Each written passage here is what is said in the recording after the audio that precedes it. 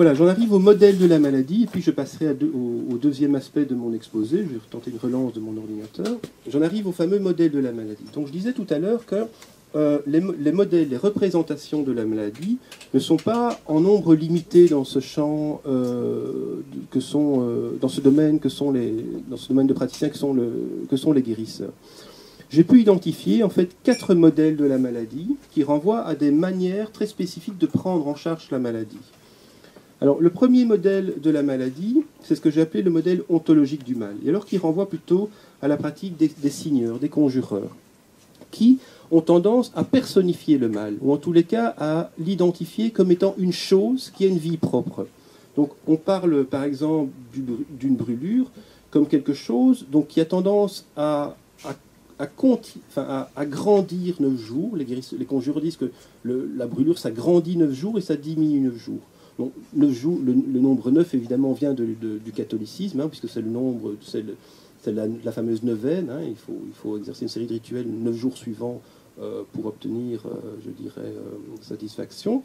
Mais les conjureurs parlent aussi des verrues comme quelque chose qui se déplace, qui s'accroche, qui part ou qui revient. C'est-à-dire que l'on donne une consistance ontologique à la maladie, on la personnifie.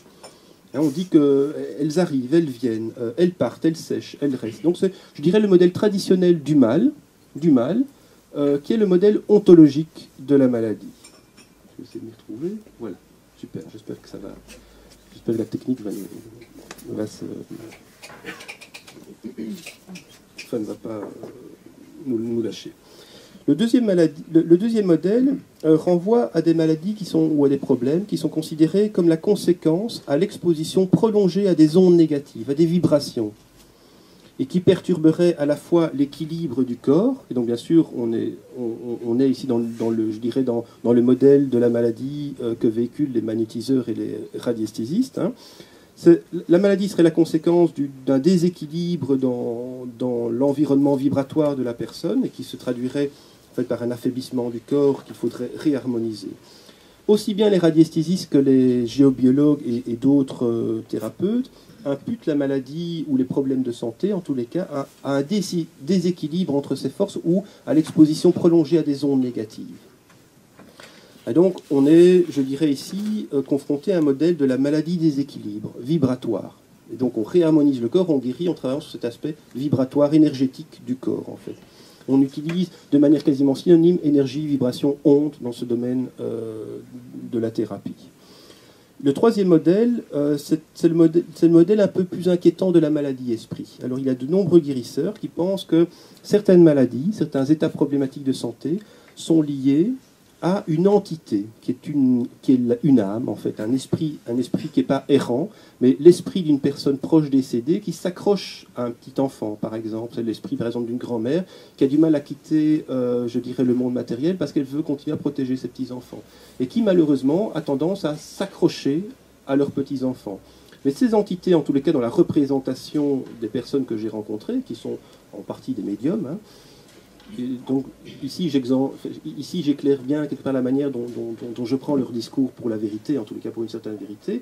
Les médiums et les guérisseurs que j'ai rencontrés pensent que ces entités, pour rester dans le monde matériel, ont besoin d'énergie. Et donc elles ont malheureusement, ces entités, tendance à pomper l'énergie des gens auxquels elles accrochent et qu'elles veulent protéger. Et donc selon elles, il suffit qu'une personne rentre dans leur occultum ou dans leur cabinet de consultation pour tout de suite voir que la personne a un problème d'entité. Ces personnes sont généralement pâles, diaphanes, n'ont plus d'appétit, etc. Et les guérisseurs disent que ces personnes sont mangées ou rongées par l'entité. Et alors, la thérapie qui convient, c'est un rituel de dégagement d'entité. Et donc le guérisseur ou la thérapeute qui intervient dans ce cas-là va aider l'entité à trouver sa place dans le monde surnaturel, à sa bonne place, je dirais. Et donc la personne s'en sent mieux parce qu'elle n'est plus déforcée en énergie, elle n'est plus pompée en énergie par cette entité. Alors le dernier modèle, c'est le modèle dont je vous parlerai dès maintenant, c'est le fameux modèle de du mal sorcellaire, en fait, c'est-à-dire du mal qui s'aggrave et qui persiste. Alors, typiquement un mal sorcellaire, en fait, et donc il y a toute une série de problèmes de santé qui sont considérés comme la conséquence de l'action maléfique d'une personne, généralement se manifestent par des petits problèmes dans l'environnement de la personne, des machines agricoles qui tombent en panne, la voiture qui tombe en panne, le mécanicien arrive et elle redémarre, hein, des petits problèmes, je dirais, dans l'environnement matériel, la chaudière qui tombe en panne vraiment au moment où il ne fallait pas, juste avant une fête de famille, etc. Le chauffagiste arrive, il n'y a aucun problème. Donc ça commence par ce type de petits problèmes. Ensuite, ce sont généralement les animaux domestiques qui trinquent. En fait, c'est le chien qui tombe malade, c'est le chat qui se fait écraser. Et donc le malheur, quelque part, se rapproche. Et puis ça devient les membres, je dirais, c'est les enfants. C'est les enfants. Et puis finalement, le malheur touche la personne qui est en fait visée par l'action sorcellaire. C'est souvent le chef de ménage, c'est souvent l'homme ou la femme. Enfin, c'est essentiellement l'homme. Et donc on voit que c'est un mal qui persiste et qui s'aggrave. Et là, il n'y a qu'une seule solution, c'est d'aller trouver une spécialiste en désenvoûtement, hein, une spécialiste en thérapie invisible, que sont les désenvoûteuses, dont je vais vous parler maintenant. Alors tous les autres guérisseurs, par contre, arrivent clairement à distinguer un problème qui est lié à un mal sorcellaire. Parce que lorsqu'ils imposent leurs mains sur quelqu'un qui est l'objet d'une agression sorcière, ils le sentent tout de suite. Parce que quelqu'un qui est affecté d'une agression sorcellaire, en fait, ne peut pas être pris en charge par un autre guérisseur. Et les autres guérisseurs, généralement, doivent céder la main à une désenvoûteuse ou dire qu'ils ne sont pas compétents. Ils sentent qu'il y a quelque chose, ils le sentent dans leur corps, dans leurs instruments, qu'il y a un problème de nature sorcellaire. Et là, je dirais que la solution, c'est donc d'aller trouver la bonne personne. Et souvent, dans l'entourage de la personne, il y a quelqu'un qui lui dit « Mais tu sais, ce que tu as là, c'est peut-être pas tout à fait naturel. Tu devrais peut-être aller voir Madame Flora. Tu devrais peut-être aller voir Germaine, etc. » Et donc, derrière ces noms qui circulent, en fait, ce sont des femmes qui pratiquent le désenvoûtement, c'est-à-dire l'activité thérapeutique la plus étrange qui soit dans ce domaine, je dirais, des thérapies traditionnelles. Des personnages peut-être un peu plus inquiétants, mais dont je vais vous parler dès à présent.